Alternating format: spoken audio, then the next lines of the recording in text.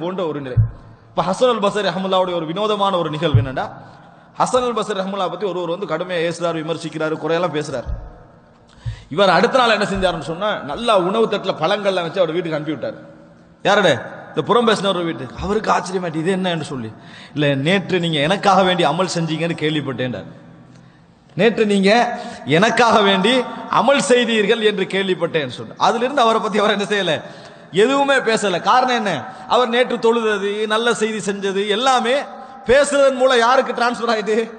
இவருக்கு. அதனாலதான் நான் இந்த கிஃப்ட் உங்களுக்கு என்ன செய்தேன், அனுப்பினேன்னு சொன்னா. மக்களை யதார்த்த பூர்வமாக புரிய வைக்கணும் என்று ஹசன் அல் பஸ்ரி ரஹ்மத்துல்லாஹி அவர்கள் அப்படி செய்தார்கள். யதார்த்த பூர்வமாக புரிய வைக்க வேண்டும். இமாம் இப்னு தைமியா ரஹ்மத்துல்லாஹி அவர்களை பற்றி இமாம் இப்னு கைம் ஜௌஸி ரஹ்மத்துல்லாஹி அவர் சொல்கிறார்கள், இமாம் இப்னு தைமியா எப்பொழுது, அதாவது ஒவ்வொரு நாளிலும் ஒரு சொல்லக்கூடிய வார்த்தைகள் ஒன்றாக இருந்தால், யா அல்லாஹ், என்னை பற்றி யார் பேசினாலும், என்னை பற்றி யார் விமர்சித்தாலும் அவர்களை நான் ஹலாலாக்கி விட்டேன், அவர்களை ஃபி ஹில்லின், அவர்களை நான் ஹில்லில் விட்டேன். அப்படின்னா என்ன?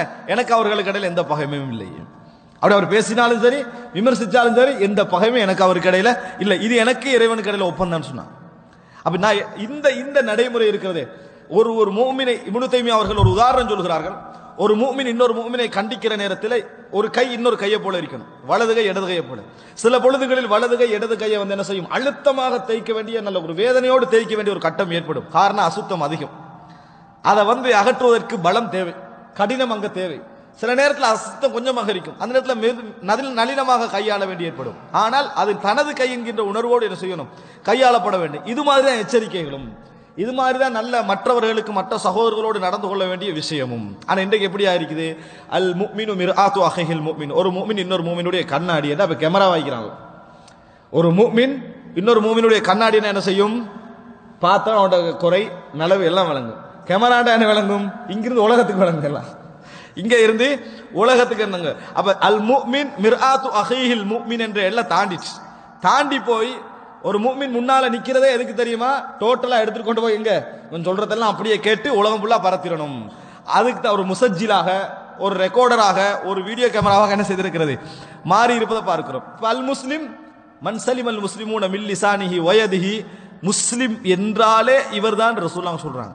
இது ஏன் நம்ம கூடுதலாக பேச வேண்டியிருக்கிறோம்னா, இன்றைக்கு இந்த விஷயத்தில், அதாவது மார்க்க விஷயத்துல எல்லாம் நல்ல பேணுதல் எல்லாம் இருக்கும், இந்த நாக்குக்கு என்ன செய்யாது, எந்த விதமான பூட்டும் இருக்காது, மற்றவர்களை பற்றி எந்த மரியாதை எந்த கௌரவம் எதுவும் இருக்காது.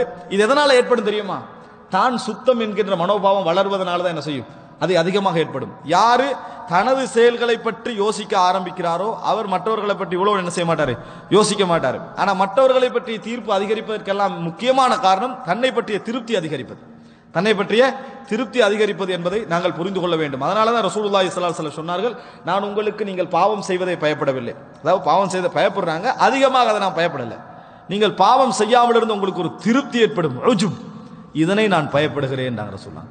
அந்த உஜுப் தான் ஷைத்தானுக்கு ஏற்பட்டது, அந்த உஜுப் தான் ஷைத்தானுக்கு ஏற்பட்டது. நாம் என்ன செய்கிறோம் பார்க்கிறோம். அன்புள்ள சகோதரர்களே, அடுத்த வசனமா ரசூலுல்லாஹ் சொல்றாங்க, வல் முஹாஜிர் மன் ஹஜர மா நஹல்லாஹு அன்ஹு.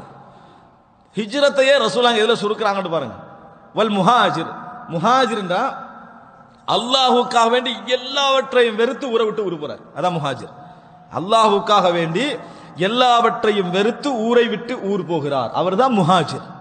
ஆனா ரசூலுல்லாஹ் சொல்றாங்க, ஊரை விட்டு ஊர் போய் இருப்பவன் அல்ல முஹாஜிர். அதுல இன்னொன்று இருக்கணும், இன்னொரு குவாலிட்டி. அது என்ன தெரியுமா,